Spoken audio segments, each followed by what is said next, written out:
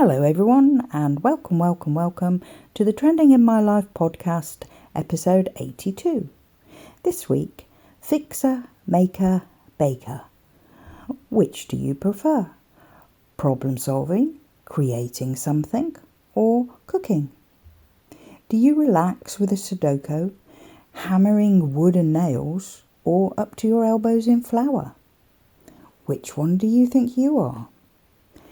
Initially, you might not think you're any of them, but when you think about it long and hard, you probably are one of them, slightly more than the other. It's weekend, and in lots of families, there'll be fixing of things. There might be something that needs repair, a cupboard with a broken hinge, or it might be something where you have to think about how to solve a problem. There's a leaky tap, except you're not a plumber. So you might Google it online and find how to do it, and then get a YouTube video up and follow the instructions, and you find you're able to fix it. And if you're not, the way you fix it is you research plumbers and you contact one ready for them to come and fix it. But you did sort of fix the problem. And in other ways, there are problems that you fix where you need to get from A to B and you have to figure out how to get there. So you'll do some research, you might talk to some people, you might go and look something up because you know you've got a book on that somewhere in the house, and then you figure out how to fix the problem. You're either the kind of person that wants to do that, is driven to fix it, to mend it, to whatever the problem is, you want to be able to fix it. And that can sometimes relate to relationships as well, that it drives you absolutely nuts if you feel like your relationship is going off the tracks and you don't know why, and you'll want to figure it out, and you'll want to talk it out with the person you're involved in. The next kind of person is a maker. Now, I include in this category people that create things. So you might be creating something on a 3D printer, but you might be creating something out of scrap bits that you have around the place in the garage that you think, I could use that bit of wood and maybe put up some shelving, and then I'd be able to store things on there off of the floor. So you're making something so that you can use it. This time of year especially, people are budgeting and they're also decluttering after they've had an influx of gifts at Christmas. So it's almost like spring cleaning, but not, because you're not quite in spring, you're not at that point, but it's almost like a prep for that, because you start to look at things and think, good grief, why have I kept that for so long? Why have I got t-shirts since I was at school? Why, I'm never going to wear those again. Let's send those to the charity shop. Or you're cleaning out a tools cupboard. We keep our tools cupboard under the sink, actually. I've never intentionally had a tools cupboard, but over the years, you buy tools to use to fix things, and gradually you build up tools, even if you're not a kind of person that uses tools. But yeah, you look and think, well, why have I got 3 hammers now? I don't need 3 hammers. I'll donate 2 of them. And the other way you can make things is, at this time of year, you can repurpose things to create something different.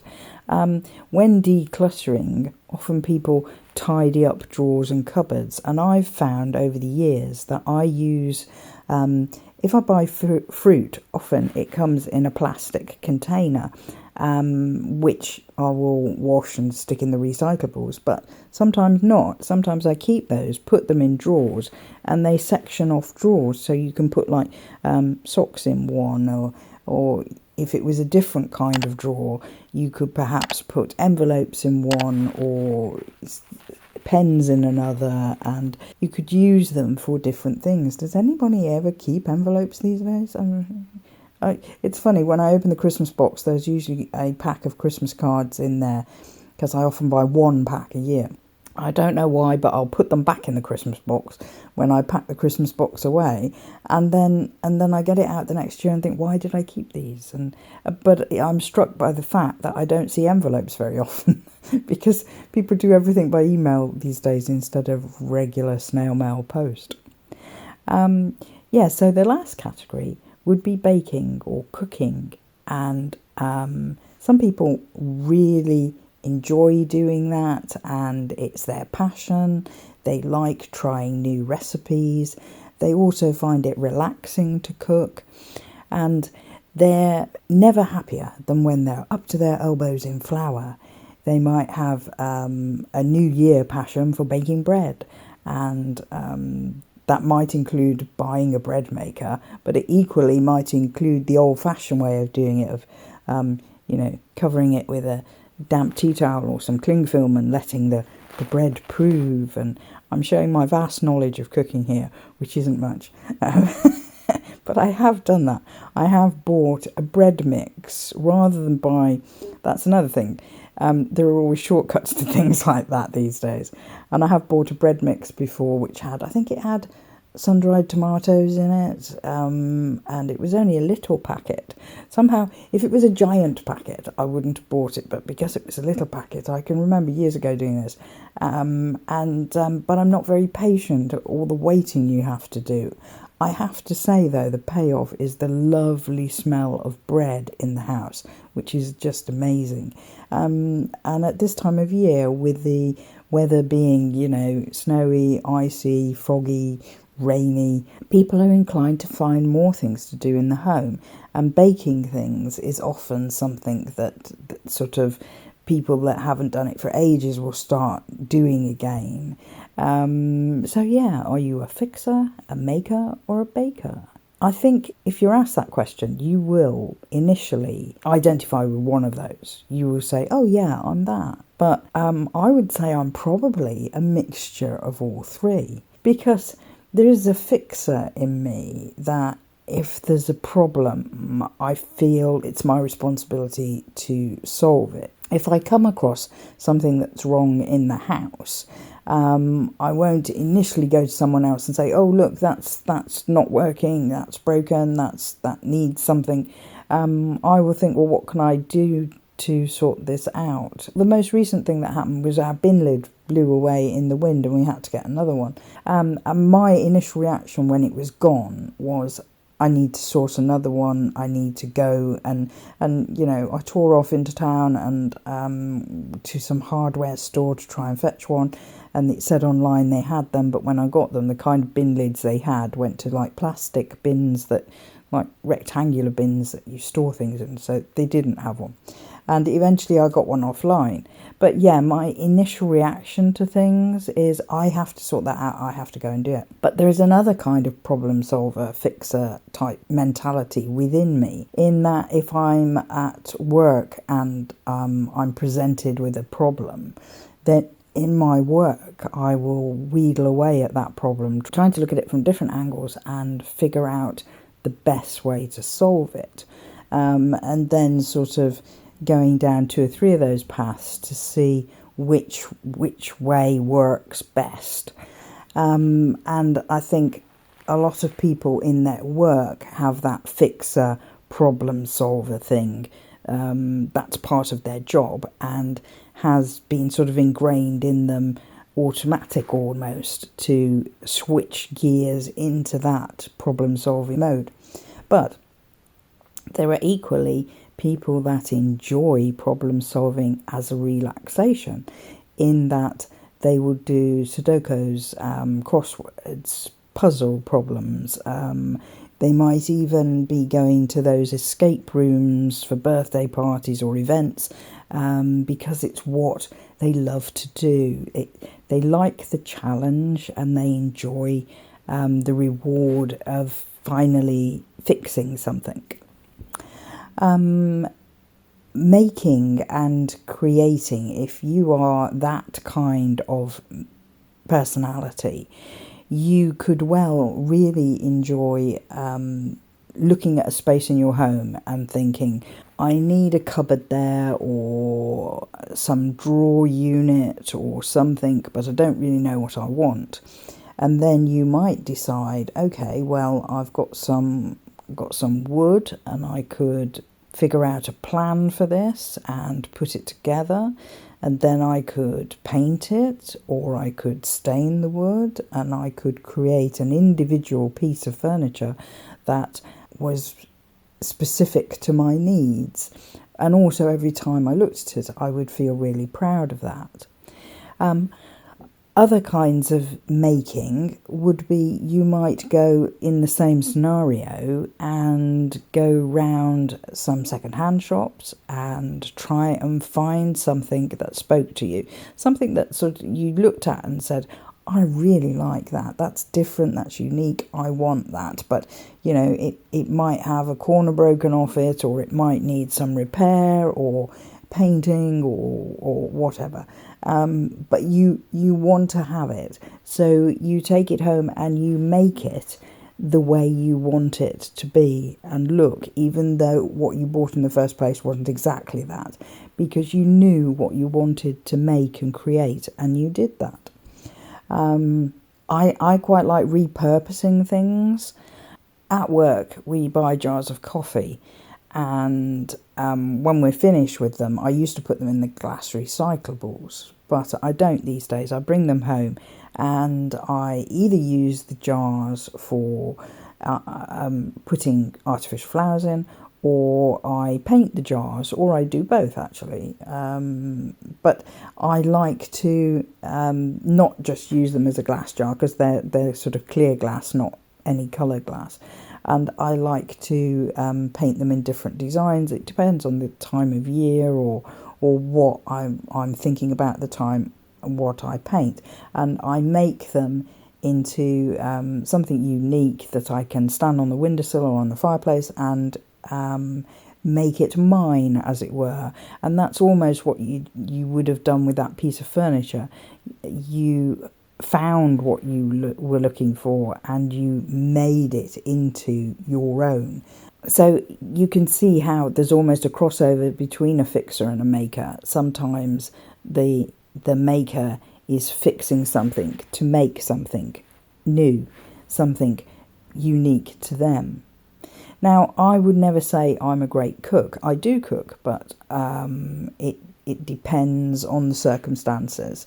I found last winter I cooked quite a lot. I found I was home more, so I had more time to think of different recipes. And I did a Baking Away the Blues series, which I think for me worked, because I would find that on a Friday evening I would get home from work and the weather forecast was absolutely terrible. It was freezing cold, and I was looking at a weekend that would mean really staying at home. And I'd open the cupboards and I'd look at what ingredients I had, and then I'd think, well, hey, I could try that, I could make that. And I would start on a Friday evening baking something. And by the time I finished baking that thing, I had forgotten completely about my work week. It was the biggest relaxer to and separation from work week to weekend that I could ever hope for. And in a time when my usual routine of going out and about and filming things was sort of kiboshed, because it was like, you can't do that when the weather is so bad. And yeah, it replaced it, but it also lifted my mood, so beating the blues. But there are lots of people that will regularly cook an evening meal, and they might have a pattern of what they're cooking, especially at this time of year as well. People have often figured out nutrition and diet and what they particularly want to eat on different days, but still putting together that meal, even if it is a salad on a plate arranged in an attractive way, that can feel like you created and made it. And there again, we're having a crossover between making and baking. There are some simple home recipes that people have had for generations, and these are ones that in a cold, wintry time of year they fall back on and think, oh, I haven't cooked that in ages. I want those rolls to go with this soup. I want those scones. They want more warming, substantial food. And this runs alongside the whole diet mentality, which is so strong at this time of year as well. We have an Instant Pot, and it has a soup making feature on it, which I think I've only used once. And that's another thing. Sometimes if you're a cook, baker person, you will start to look at the gadgets you have in your home and think, oh, I haven't used that feature for ages, I'll start to use that again.